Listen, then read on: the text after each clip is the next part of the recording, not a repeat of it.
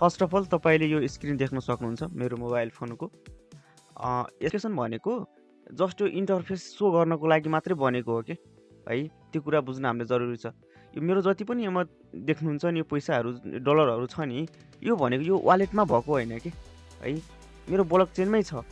तर के हो भन्दाखेरि यो ट्रस्ट वालेट भनेको एउटा यस्तो मेथड हो जसले चाहिँ हाम्रो यो ब्लक चेनको के भन्छ एमाउन्टलाई चाहिँ यसले सो मात्रै गरिदिएको हो कि इन फ्युचर है ट्रस्ट वालेट यदि कोल्याप्स भयो है, एपै नचल्ने भयो, बन्द भयो भने पनि मैले मेरो पैसा चाहिँ विथड्र गर्न सक्छु अरू कुनै मेथडबाट।